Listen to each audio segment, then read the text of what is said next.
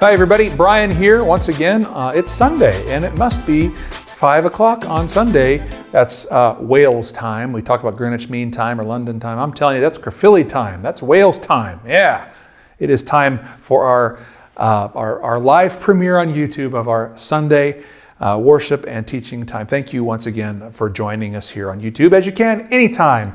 Just by going to YouTube, you find us there. You can do a search for Hope Church Bedwas, or you can subscribe to us. You can hit the like, the little thumbs up, and you can also hit subscribe, which means you'll get a little notification that we have new stuff that you can avail yourself to. So make sure you do that. Like us on Facebook. You can always find these and our older messages, our archived video messages on our website, www.hopechurchbedwas.org. Just go to the media page on there. Right. Time for some announcements. Not much going on. I want to thank K-Plan Developments for working on the new toilets today. They are done with the exception of the paint. Misty and I, because we like painting, and so we're going to be painting that this week. And they should be done, all painted nice. It's taken a bit for the plaster to dry, but it should be dry enough this week for us to paint, and we'll get that done, and then we'll send out pictures for you to see as well. It's wonderful. There's heat in there. It's so nice. Can't wait for you to enjoy that. So thank you to K-Plan Developments for helping us with that. Right, one other thing I want to talk with you about, and it's kind of a major thing, and I want to preface it by saying this. We have mentioned this to individuals probably, I don't know how many times, a lot of times, so much so that I just assumed that I had mentioned it from church at some point. But it's been almost a year since we've gathered together in the building for church, and I don't remember. I thought I had mentioned this, but I hadn't in general, and so I'm doing this now. Misty and I and our family, we work with Assemblies of God World Missions. It is the missions arm, the missions agency of the American Assemblies of God. We are missionaries to Wales. That's what enables us to work with Hope Church and our other activities. We don't take money as a salary or anything from Hope Church. We are paid through the generosity of churches and individuals in the United States. They pay towards our organization. Our organization pays us, and we can live here and work in this amazing country. Every 3 to 4 years, missionaries are required to go back to the United States for a term of at least a year to raise more funds. Sometimes the budget needs to be increased, and almost all the time, those monthly checks that people have been sending in, they diminish. Either someone passes away or they decide to move their giving on to another organization. It's just the way that things are. We are required to go back every 3 or 4 years and kind of visit our supporting churches and raise more funds. Well, we are more than a year overdue. We've been here for 5 years, and our budget is kind of on fumes at the moment. And so we are required by our agency to go back for at least a year. We will be going back to the States the end of April, beginning of May, some point. We have some school things that the kids have to be back for. So that's the timeline. And I was really hoping that we would be back. A year ago when all this first started, I thought, well, maybe we would, no problem. We'll just be back and we'll have plenty of time to announce this in church. But things, I guess, just got away from us and we weren't able to. So my apologies for assuming that some of you knew, but you didn't, but now you do. The Elliott family will be returning to the United States for a year, starting the end of April. And now I'm sure there's some questions that some of you may have about how this affects Hope Church, etc. We will still be running the church from the States. I will be providing some teaching on a regular basis, video-wise. We will be mobilizing our members here in teams to help keep things going forward. I don't know if we'll be meeting full on before we leave. It's not looking like that's going to happen as much as I would like. But we have another thing in mind that I'll be announcing next week to make it even easier, to make sure that things keep going here at Hope Church. And then we will be returning in a year. We will be coming back to Caerphilly, back to Hope Church, back to the Starfish Alliance and all that stuff. We've got lots of work that's still undone that we still want to continue. And so this is just for us to go back and to raise funds. As I always say, if we don't go back, we can't stay. If we don't leave, we can't continue staying. That makes sense? That sounds oxymoronic, but that's really the way it is. If we don't go back and raise our funds and make our budget healthy again, we can't stay here. So I know it's frustrating, and this isn't the first time we did it. We did it when we started Cap City, but we came back for that one too. And so that's the plan. We're going to go back. We're going to spend time with family. My parents are getting older. Our kids are getting older. And so we look forward to that element. We look forward to connecting with our friends and church family. But we don't look forward to being away from our Hope Church family. Just know that we love you and our hearts are still here and we are still going forward. There's lots of plans for Hope Church in the future. So be thinking of ways that you would like to step forward and say, you know what, I'll help here, I'll help there. We want to keep the church going. The church isn't just me. It's not just me and Misty. It's not just the Elliots. It is our entire group, our entire organization. It's people, it's you. And so we'll continue forward with Hope Church together. So more updates on that as we go along. This has always been in the works since the day we started at Hope Church. I know last year we were in the States for a long time. We were only supposed to be there for a month, but COVID kind of messed that up. And so, yeah, there we are. It's not ideal, but it is what it is. And we're making those preparations now. So that aside, we're always open to questions. If you want to email us or text me or whatever, we can answer those questions. Right, we're going to move on with our teaching today. We have part 5 of our series in Proverbs, and it's good stuff. I'm enjoying it, and I hope you're enjoying it too. We'll get on to that right after this.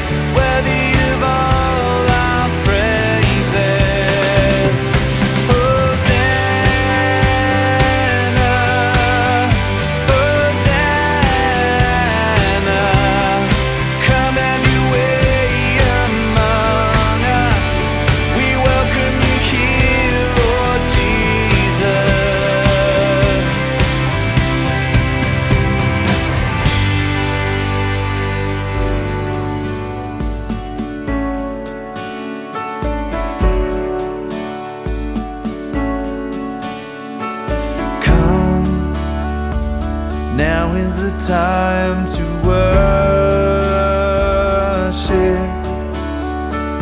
Come, now is the time to give your heart. Come, just as you are to worship. Come, just as you are before your God. Come. One day every tongue will confess you are God. One day every knee will bow. Still the greatest treasure remains for those who gladly choose you now. Come, now is the time to worship. Come, now is the time to give your heart. Come, just as you are to worship. Come, just as you are before your God. Come. One day every tongue will confess you are God. One day every knee will bow.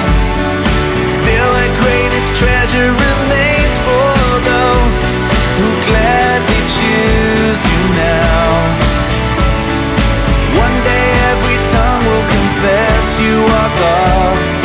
One day every knee will bow. Still the greatest treasure remains for those who gladly choose you now. Come, now is the time to worship. Come, now is the time to give your heart. Come, just as you are to worship. Come, just as you are before your God. Come, come, come.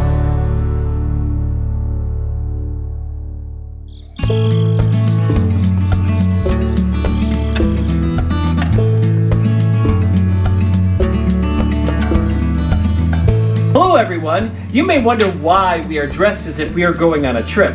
We have our rucksacks, we have maps, and we have hiking poles and our coats, and we even have our hiking boots on. And we're ready to hit the trails. We are all going for a long walk, and we are starting a series of videos called Walking in Wisdom. That's right. We plan to explore what true wisdom means, tackle any rough terrain of hard decisions that the wisdom of God can lead us safely through. But in order to begin our journey, we all need a starting point. So with that in mind, Mike, I have a question for you. Oh, okay, what is it? If you could ask God for anything, what would it be? That's a tough one. I suppose I would ask for things like like new computer games or lots of candy, but then I'd get bored and very sick. Very sick. And then thinking more, I could ask for maybe a bigger room or a gigantic pool with a water slide, but that would be selfish. I could ask for more friends or get high grades in everything, but then being popular or smart can have its problems too. I really don't know what I'd ask for. Well, this is the starting point of the journey. We must trust the Lord with all our hearts. Don't lean on our own understandings, and seek His will in all we do, and He will show us the path to take. That's from Proverbs chapter 3, verses 5 and 6. Oh. In order to know what to ask for from God, we must begin to trust in Him. So we are at the trailhead of wisdom. Just knowing that there is a God does not make someone wise. It is having Him in your heart. That reminds me of M&Ms. Really? M&Ms? So, How? well, so here are some M&Ms. Yay, hand them over. Let me have them. No, hold on. I have a point to make about wisdom and trusting God to guide us using M&Ms. All right. What is it? And can I eat them after you're done? Yes, you can. All right, so what colors do M&Ms come in? Well, let's see. Yellow, brown, blue, orange, green, red. Well, I think that's it now. Can I eat them? Can I eat them now? No, not yet. Okay. What kind of candy is in the shell? Chocolate! Very good. Chocolate! Excellent. Chocolate! Very good. You got that. Good. Very good. Okay. Another question. What other kinds of M&Ms are there besides plain chocolate? Oh, I like this question. There are my favorite, peanut M&Ms. And then there's caramel, which is my other favorite. Then there's also crispy. Yep. And I know in some places you can get almond and mint and white chocolate and dark chocolate, and your favorite, Mike, peanut butter. Oh M&Ms. yes, I love peanut butter M&Ms. There are lots of flavors for M&Ms. You seem to know all about M&Ms. Big surprise. Yep. There are lots of people who know about M&Ms. They are very popular candy. So what does this have to do with God's wisdom? I'm getting to it. Just hold on. What you just showed me is your knowledge. Okay. You know what M&Ms are, Yeah. what colors they come in, Yeah. and what flavors. Yeah. But knowledge is not the same as wisdom. Let's try a few more questions. Oh, get on with it. I just want to eat them already. You'll get that. You'll get there. We'll get there. Can you eat M&Ms for every meal? Yes. No. Yes. No. Yes. The answer is no. Yes. No. Next question. Okay, let's have it. All right, you ready? Yep. Okay. Should you eat just M&Ms for lunch? Yes. No. Yes. No. Yes. No. The answer is really no. She knows this. Why? Okay. Next question. You ready? Why wouldn't you want to eat candy all the time? I do want to eat candy all the time. God. Okay, all right. I know you can't eat candy all the time. It's just a sometimes food. It's a treat, not a meal. Very good. Excellent. Right. Wisdom isn't knowing facts, it's knowing how to make wise choices. You can't eat candy all the time because it's not good for you. It's important to be wise and to eat candy in moderation so we do not make ourselves unhealthy and very sick. Spoil sport. Anyways, the wiser we are, the more good choices we make. There's no one who can make you wiser than the Lord. God is the source of all wisdom. And when we seek His wisdom in making decisions, He will never steer us in the wrong direction. So then God is like our trail guide as we start our wisdom walk. Exactly. We are prepared for this hike. We have the correct equipment. Yeah. And now we have our guide. Great. I'm looking forward to our journey. We're glad you all could join us. We'll see everyone the next time. Now give me the M&Ms. Oh, no. Okay. Thanks for watching. We'll see you next time. Bye. Yeah. Bye. See you later. Bye. Can't eat them all. I love M&Ms. Oh, listen. Oh, delicious, Mikey. Delicious.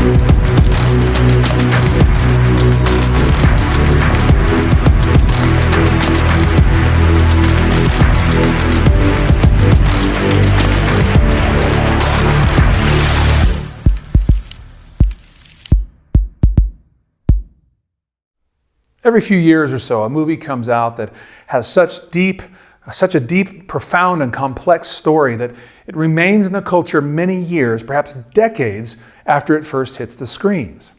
In 1999, the Wachowski brothers put forth a cultural shockwave of a film about a young computer hacker named Neo. In it, Neo learns the scary reality of the world around him. It seems nothing is actually real. We learn Earth was caught up in a war against machines generations earlier, and that what we see around us, our cities, our families, the food on our plates, the bodies we walk around in, is all an illusion created by an elaborate computer program to keep humanity comfortable and ignorant of the fact that their real bodies were being kept in stasis and farmed for its energy to run the planet. The Matrix was a blockbuster if ever there was one, with some critics calling it one of the best science fiction movies of all time. Entertainment Weekly called The Matrix the most influential action movie of the generation. It was not only filled with some of the best action scenes ever featured in a film, but it was also steeped in complex philosophical and spiritual subplots and storylines. One of the crucial scenes in the film was when Neo first meets Morpheus, the leader of a gang of what seems like super-powered freedom fighters. Morpheus offers Neo a red pill and a blue pill. By taking one pill, he simply wakes up as if from a dream, and he will continue in his life as he had been, blissfully ignorant of the actual terror that exists. However, if he takes the other one, he will know the truth, and he will find out how deep that truth really goes. There are lots of conspiracy theories around today, but I think I'm safe to say that what we see around us is pretty real. And there are moments when we are confronted with life-altering choices. A red pill may represent a wise choice. You decline the job offer, taking less pay but keeping the family together. A blue pill may stand for a foolish choice. In spite of the fact that you are prone to alcoholism, you agree to go out for just a few drinks with some friends that you know like to party. If you remember the story of Moses, we find that he has led God's people out of Egypt. And though God has promised to deliver Israel to the promised land, Moses knows he will die before he sees it. In Deuteronomy 30, we read some of what is Moses' last big speech before he goes the way of all things, so to speak. Now think about it. If you knew that you were going to die, and you had an opportunity to give a speech to the people you had been leading, coaching, and mentoring for over 40 years, what would you say? You'd probably try to say the absolutely most importantest things you could think of. Moses does just this. In the chapter, we read, "See, I set before you today life and prosperity, death and destruction. For I command you today to love the Lord your God, to walk in obedience to him, and to keep his commands, decrees, and laws. Then you will live and increase, and the Lord your God will bless you in the land you are entering to possess. But if your heart turns away and you are not obedient, and if you are drawn away to bow down to other gods and worship them, I declare to you this day that you will certainly be destroyed. You will not live long in the land you are crossing the Jordan to enter and possess. This day I call the heavens and the earth as witnesses against you, that I have set before you life and death, blessings and curses. Now choose life, so that you and your children may live." Moses is speaking the ultimate truth here, that choosing God is the wisest choice you can make. But choosing life goes beyond the one huge choice we make to follow God. We may have decided to follow God, but does that mean we no longer have the opportunity or the ability to make bad decisions? Well, no. We get up every morning and have a red pill decision to make. When we get those wages deposited into our account, we have a red pill decision to make. When we are planning our work and family diaries out for the year, we have red pill decisions to make. What am I saying? I'm saying that in the biblical sense, choosing life and choosing wisdom are often the same thing. Today we're going to have a conversation about what it means to choose wisdom and how those choices can yield blessing, life, or curses, death. Proverbs 1:32 through 33 says this. Lady Wisdom is speaking. For the waywardness of the simple will kill them, and the complacency of fools will destroy them. But whoever listens to me will live safely and be at ease without fear of harm. Again, this is the plain and simple truth of it. You make wise decisions, you'll live, and you'll probably live well. Make stupid decisions, and you may just pay with your life. Although wisdom is spoken of broadly throughout Proverbs, it is also subdivided into certain categories. Widely regarded as one of the best entry points into proverbial commentary, Derek Kidner's book lays these out in plain terms. These synonyms for wisdom, as Kidner describes them, can be used to represent the wider meaning of wisdom, but they can also be broken down to help us focus our pursuit of good decision-making into different facets of living.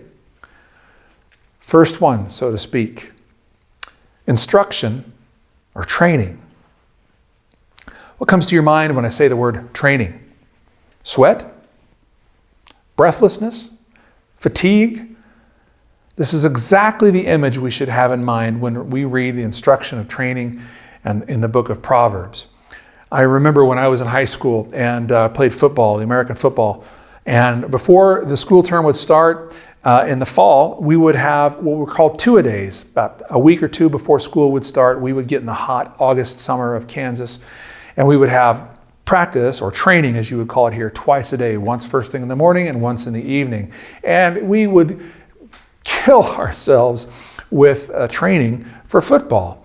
I remember being so out of breath. I remember one day I worked so hard I lost almost a stone's worth of weight just in water weight that I had sweated away.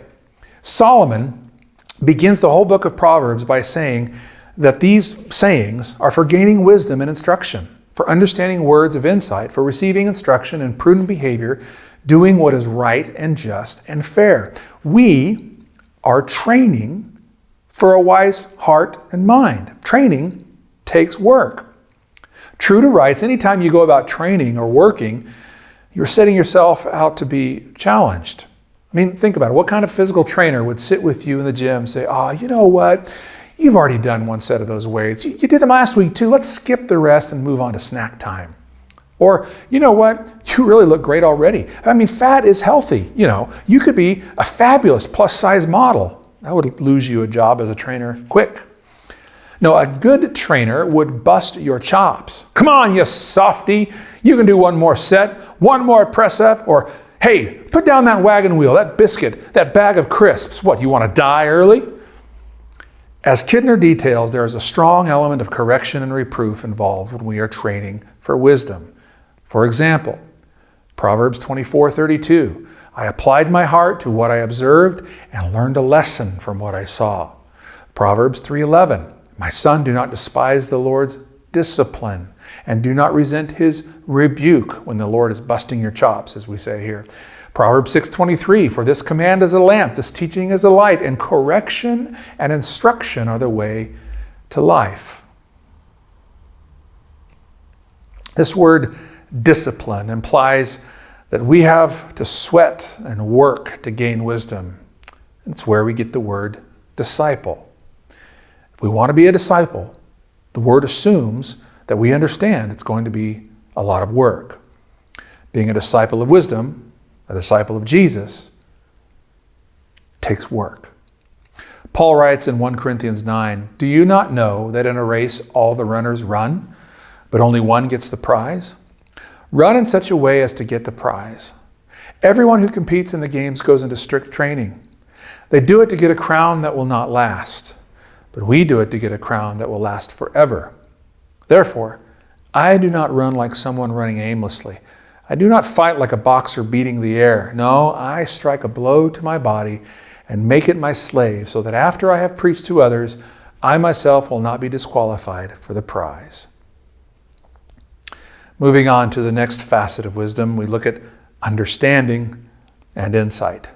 If you remember, when we began this journey through Proverbs, I talked about the apparent disconnect between the idea of God giving Solomon wisdom, yet knowing that Solomon lived most of his life as a fool in disobedience to God. And, if you remember, I said that perhaps what God gave Solomon was more of a natural dose of discernment, which is not necessarily the same thing as being wise and making life choices. Here, in this second synonym or facet for wisdom, we can see the difference more clearly. In 1 Kings 3, Solomon is granted anything by God. In response, the king says, "Give me a discerning heart to govern your people." Discernment is the ability to understand what is being presented to you and to choose the best option before you. Understanding and insight is not always something that can be taught. Rather, it must be sought, either through learning, see our first point mentioned a minute ago, or from natural ability or supernatural gifting. Listen to this great example of Solomon's discernment. Now, 2 prostitutes came to the king and stood before him. One of them said, "Pardon me, my lord, this woman and I live in the same house. I had a baby while she was there with me. The 3rd day after my child was born, this woman also had a baby. We were alone. There was no one in the house but the 2 of us. During the night, this woman's son died because she lay on him. So she got up in the middle of the night and took my son from my side while I, your servant, was asleep. She put him by her breast and put her dead son by my breast. The next morning I got up to nurse my son, and he was dead. But when I looked at him closely in the morning light, I saw that it wasn't the son I had born." The other woman said, "No, the living one is my son, the dead one is yours." But the first one insisted, "No, the dead one is yours, the living one is mine." And so they argued before the king. The king said, "This one says my son is alive and your son is dead, while that one says, no, your son is dead and mine is alive." Then the king said, "Bring me a sword." So they brought him a sword for the king. He then gave an order, "Cut the living child in 2 and give half to one and half to the other." The woman whose son was alive was deeply moved out of love for her son and said to the king, "Please, my lord, give her the living baby. Don't kill him." But the others said, "Neither I nor you shall have him. Cut him in 2. And then the king gave his ruling. "Give the living baby to the first woman. Do not kill him. She is the mother." When all Israel heard the verdict the king had given, they held the king in awe because they saw that he had wisdom from God to administer justice. It was wise discernment that gave Solomon the heads up about what was actually happening with these 2 women. However, it was the next facet of wisdom that we see his actions. Wise dealing. Look at the following excerpts from Proverbs, and we can begin to see this theme rising. Proverbs 10:5, "He who gathers crops in summer is a prudent son." Proverbs 12:8, "A person is praised according to their prudence." Proverbs 8:14, "Counsel and sound judgment are mine. I have insight. I have power." In our modern day vernacular, we may use different terms to describe what the writer of Proverbs is getting at here. We may say street smarts or savvy, acumen, practicality. But probably the term we would use most is common sense. Common sense is the measure of how intelligent we are in light of reality and how we put this knowledge to beneficial use. Or as Harriet Beecher Stowe put it, common sense is seeing things as they are and doing things as they ought to be. Wise dealing is what separates the Churchills from the Chamberlains. It's making smart decisions for the right reasons that will yield practical success for the right people. Now we move on to our fourth synonym or facet of wisdom. It's shrewdness or discretion. We've heard of someone being savvy with something, computer savvy, kitchen savvy, etc., which means they have a commanding knowledge of how to do something. This element of wisdom is, well, life savvy. Sometimes when we think of the word shrewdness, it may bring up an idea of the scheming businessman trying to squeeze another penny out of us. But in the context of Proverbs, shrewdness, that is knowing how life works and how to deal accordingly, is a positive trait that is to be coveted and desired. I like the way Kidner puts it. Proverbs is largely concerned to show that the godly man is in the best sense a man of affairs, who takes the trouble to know his way about and plan his course realistically. If you're like us, you've been watching a lot of Netflix over the last 12 months or so, and also, if you're like us, you struggle to find something worth watching sometimes. I don't know how many times I've started watching a new series only to discontinue it after discovering that the level of graphic sex or violence was just too much. But just when we think there is nothing good to watch anymore, we find some obscure foreign show, usually subtitled, to watch. Recently, we've been watching episodes of a Russian series about the 18th century Empress of Russia, Catherine the Great. Catherine, or Sophie Friedrich, as she was born, was the daughter of a scheming and manipulative Prussian mother, barely on the lower rung of the royal ladder in what is now Germany. Brought to Russia as a teenager to marry the heir to the Russian throne, Peter III, who was a miserable chap, abusive, childish, and, well, just plain weird. How did this lowly German teen become one of Russia's greatest and most powerful monarchs? Well, here's some clues. She was determined to learn Russian. That's a big deal. If you're going to a foreign land, you want to learn how to navigate things in that foreign land, you learn the language. Now, she herself was a Lutheran, but she studied the Russian Orthodox Church, the church of state in Russia, eventually becoming a member. Now, this and several other things that Catherine did endeared her to the Empress Elizabeth, the aunt of Peter III, and the one with the real power in Russia. Now, in a nutshell, Catherine surveyed the situation and determined that if nothing else happened, she at best would be shipped off to a convent when her miserable husband found another wife. Or at worst, she would lose her own life. And that's if she did nothing. But see, Catherine showed shrewdness and discretion, learning about her new country, its language, religion, power structures, relationships, court, and she turned the tables. Catherine overpowered miserable Peter, who was by then the emperor. She took the throne, reigned 34 years, and oversaw what was to become known as Russia's Golden Era. Shrewdness and discretion are powerful in the hands of godly people. Do not miss your opportunity to learn it and receive it. Now we move on to the final one, knowledge and learning. With this, the last of our wisdom facets, we look at what some may be tempted to call the academic element of wisdom, that is education, knowledge, scholastics. If you are tempted to go this way, you would probably be mistaken. The Christian must acknowledge that one can have elements of wisdom but not be a God follower. There's lots of wise people who are not Christians, who don't follow after the ways of Jesus, the ways of the one true God. Read through Proverbs and you'll see numerous examples of just plain old good thinking, no religion about it. But anyone else reading Proverbs must also acknowledge that at its root, Proverbs is a book about knowing God. The fool says in his heart, there is no God. So says Proverbs repeatedly. And remember, when God gave wisdom to Solomon, he says these words, I will give you wisdom and more. And if you walk in obedience to me and keep my decrees and commands as David your father did, I will give you a long life. The knowledge that Proverbs encourages is not the schoolroom kind. It's knowledge of the Most High God. Proverbs 3 verses 7 and 8 says this, do not be wise in your own eyes. Fear the Lord and shun evil. This will bring health to your body and nourishment to your bones.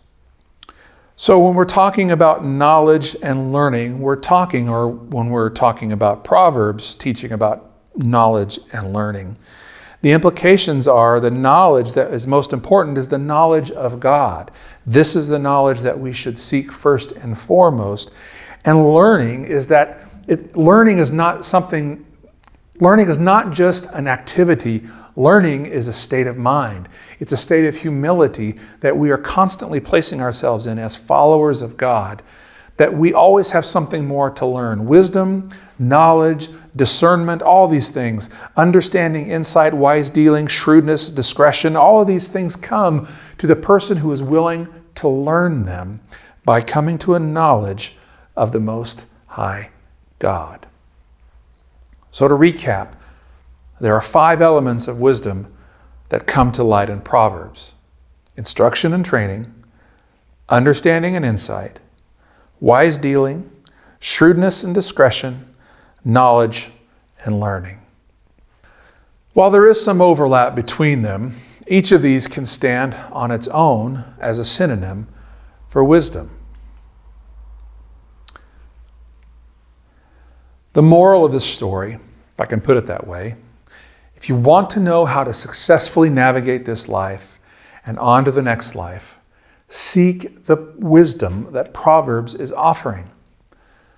Life moves in strange ways, let's face it. There's usually nothing we can do to change the language of the world. Reality bites, as they say.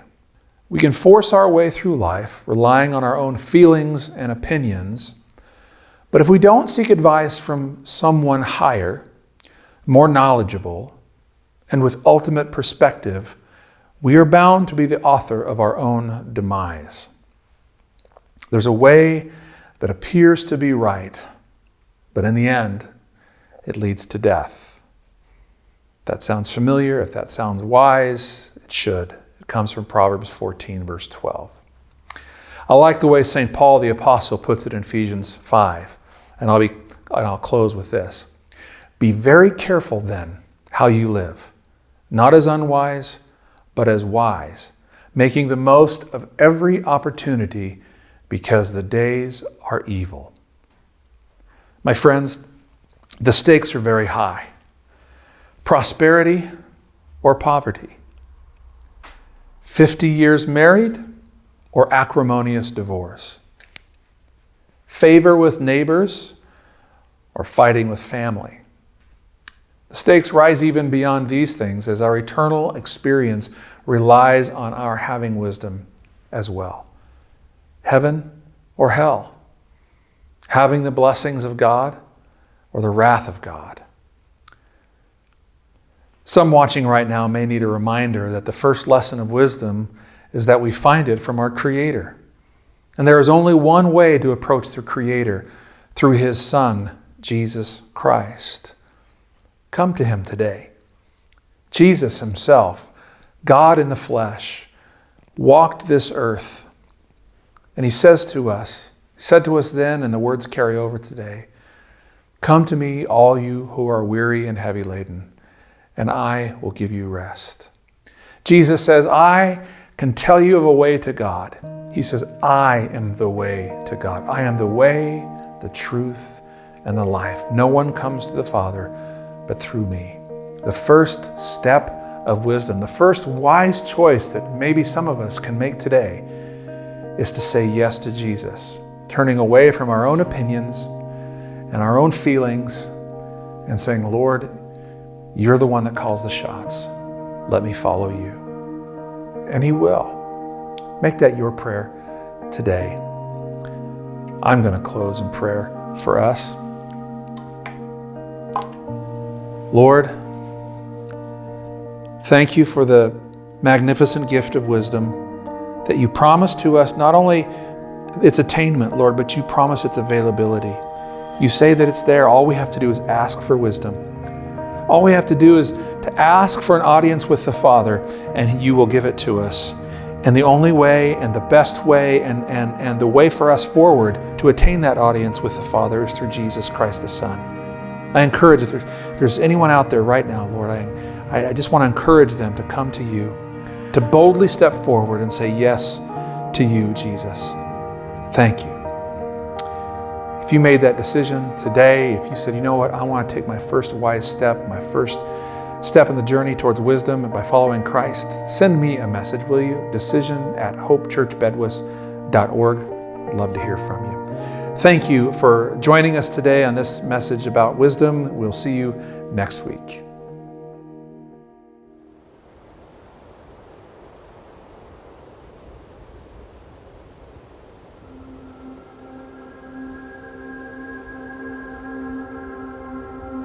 The future is a million little choices.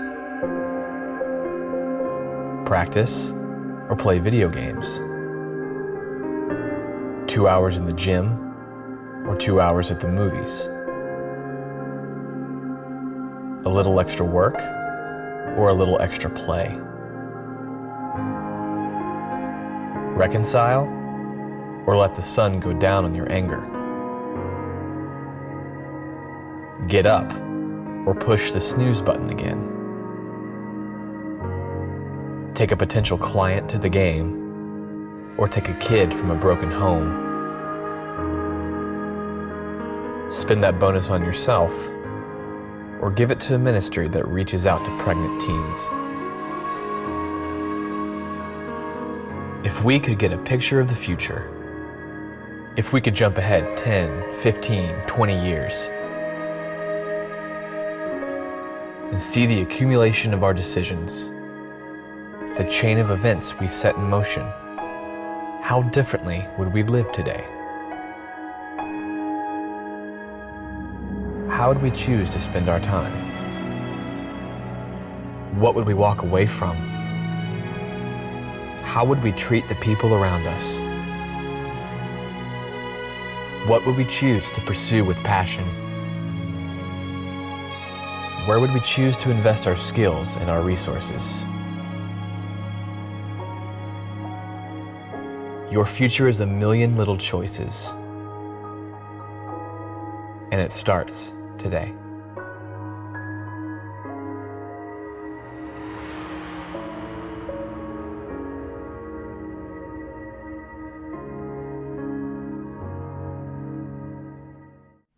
Thank you for joining us today. Thank you every week for joining us. We look forward to you coming online with us, but we also look forward to you joining us when we get together again, which we're going to be working on when we can do that under the current guidelines. I've got some plans, also some big announcements, as I said, next week in regards to this. So stay tuned.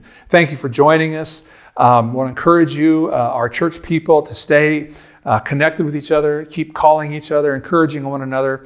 There are people in our family who are struggling emotionally and psychologically throughout this. So we need to be praying for them and lifting each other up in prayer. If you're watching today and you don't have a home church, and maybe you haven't been to church in a long time, well, you're welcome at home church or at Hope Church anytime. You can make this your church, whether you're here in Wales or whether you're across the globe somewhere else virtually. You can always be part of our family. Thanks for joining us, and we will see you next week.